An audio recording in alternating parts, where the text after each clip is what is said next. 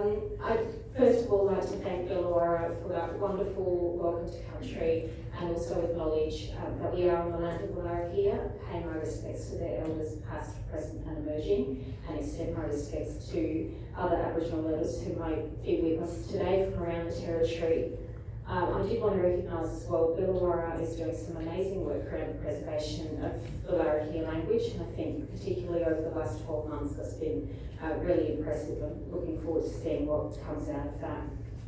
Thank you, Nolene, and the executive team at COGSO for the invitation to come and speak today. I know that this is a really incredibly important event on the calendar every year.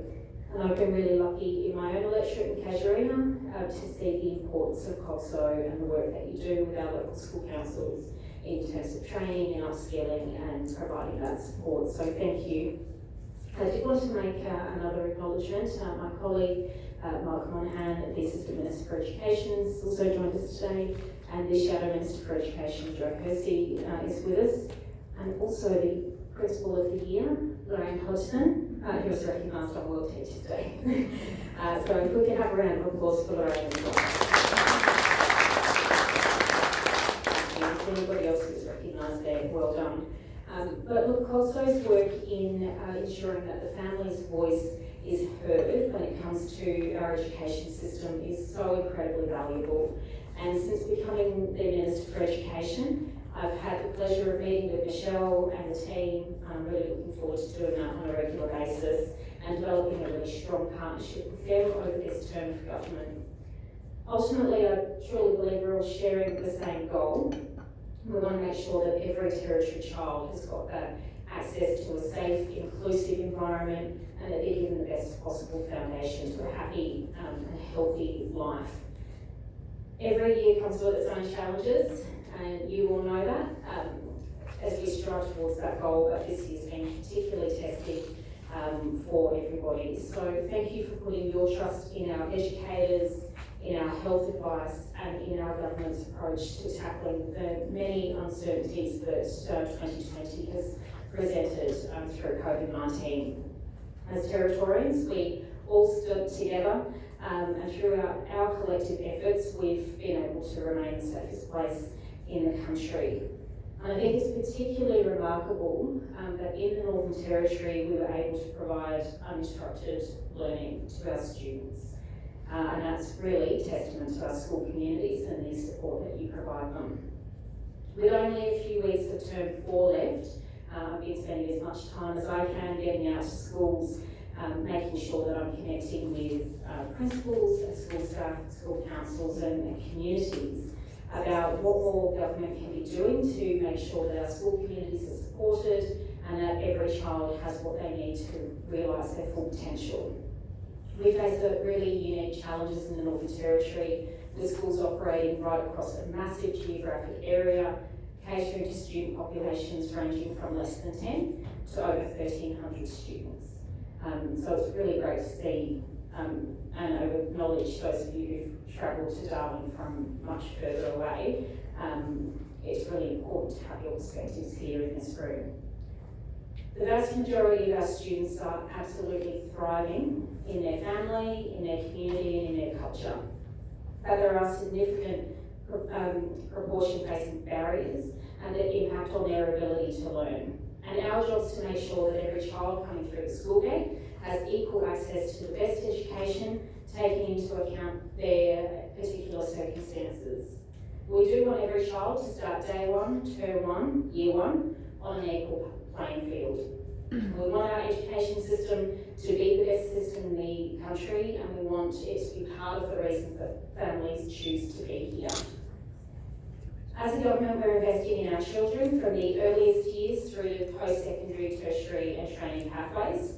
We're providing contemporary learning environments in our school communities through initiatives such as the Building Better Schools infrastructure projects, installing better acoustics in classrooms, which I think is incredibly important, getting some transportable classrooms out to schools that need extra teaching and learning spaces, and installing that rooftop solar in schools, which is also keeping school power costs down, so that money can go back into supporting students where we'd like to see it. We've put more money into the education budget and we've invested more in specialist support because we know that every school community has kids that need that extra support to make sure that they're able to learn and develop alongside their peers and that their school environment is a warm and inclusive one for them as well. I don't need to tell anybody in this room that kids are more likely to engage with their school when their families are also engaged with their learning. That's why you're all here. But last week, the Chief Minister and I did meet with some of the families at Mimica, and we celebrated the achievement around the establishment of families as first teachers and the progress there, and that we will be further expanding the Families as First Teachers program. It is about getting kids excited about learning from day one and families engaged in that process and really instilling those important attendance habits as well. And we're seeing really good results from that program. So by the end of this year, we'll have a total of 58 Families as First Teachers sites. They're mostly across remote communities. And I think that's something that's really worth celebrating because getting those early years right makes it a lot easier in our primary system and in our secondary system and beyond. Outside of the school gate, we're providing more early intervention support to families in terms of our child and family centres in Galbalunya, where I visited yesterday, Larapinta, Maningrida, Nooka, Palmerston and Umadoo. We have a 4-year partnership agreement with Menzies School of Health Research, and that's about supporting the early identification of hearing issues for children across 20 communities. We've established nurse home visiting in East Arnhem, Katherine and Barclay, and as well as expanding FAFT, we'll also be expanding 3-year preschool and strengthening the wraparound supports for children during the all-important transition into Year 1. So those are just some of the ways that we're looking to support families to make sure that kids get the best possible start to life. And it's really heartening to see some of those early indicators that our strengthened focus on education is having a positive impact. So we have seen a decline in the proportion of children who are developmentally vulnerable when they start school. And that's so important. We have more Aboriginal children enrolled in preschool than ever before. Again, really, really important. We've recorded the greatest improvement of any jurisdiction in all domains of NAPLAN. We do know there's a lot more to do, and we're making sure that we are doing all that we can to support every single one of our children and make sure that they're set up for success. I do think we often hear the negative stories. It's actually a lot to celebrate across our school system in the Northern Territory. Some amazing work happening out there. And our biggest challenge and our biggest opportunity remains every day making sure that we're getting those children to school. And I don't need to tell you again that attendance and engagement is a complex matter. It's one that every single territory government has had to grapple with and that all of your school communities grapple with. There's been a lot of different strategies that have been employed over the years to improve attendance, some system-wide, some school-specific, and they've had varying levels of success.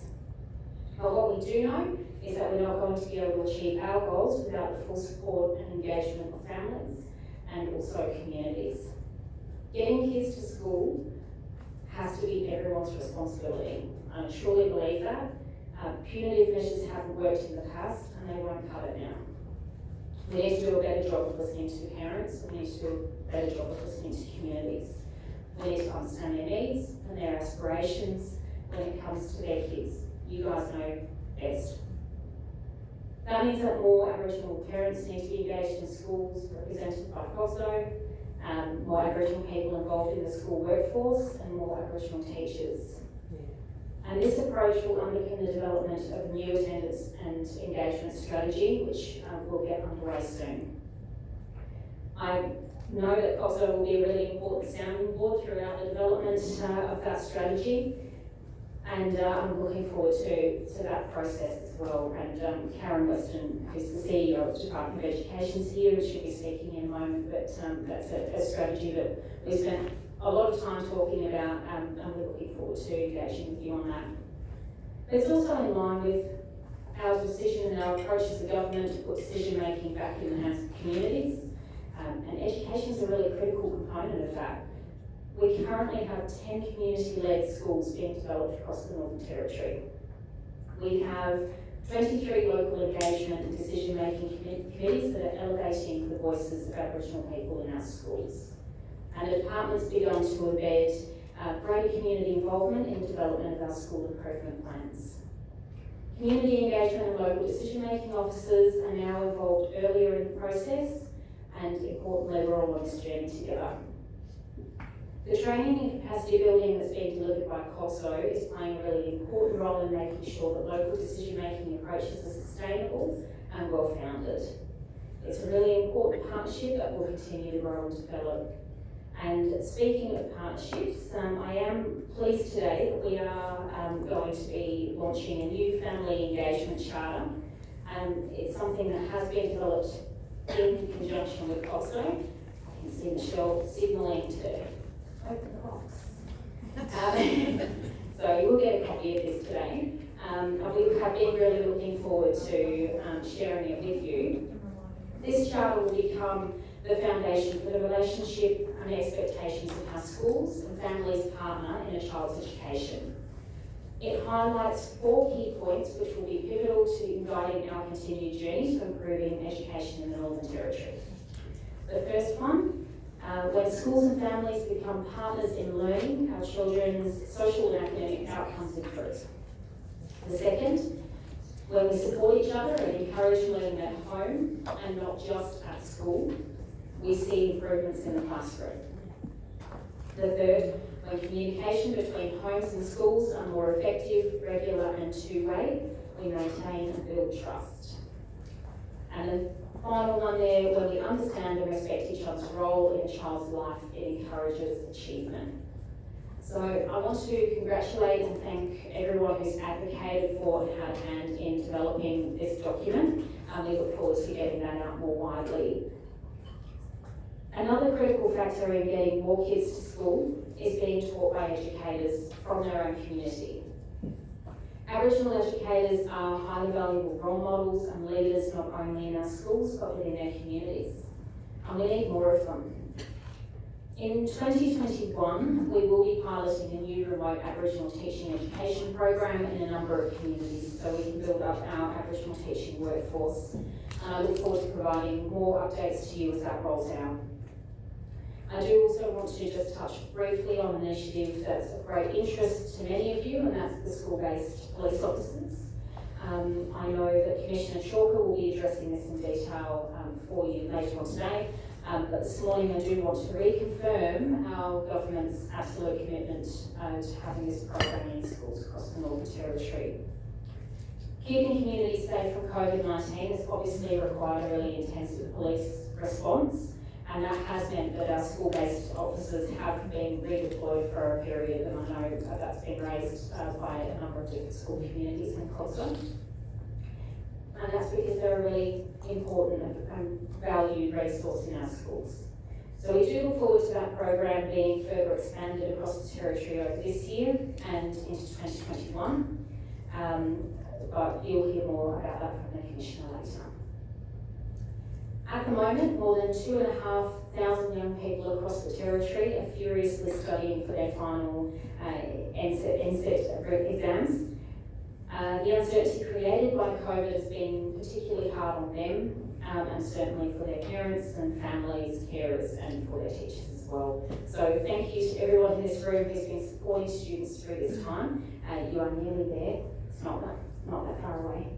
And thank you to the Year 12 educators for their intensive support that they've provided these students.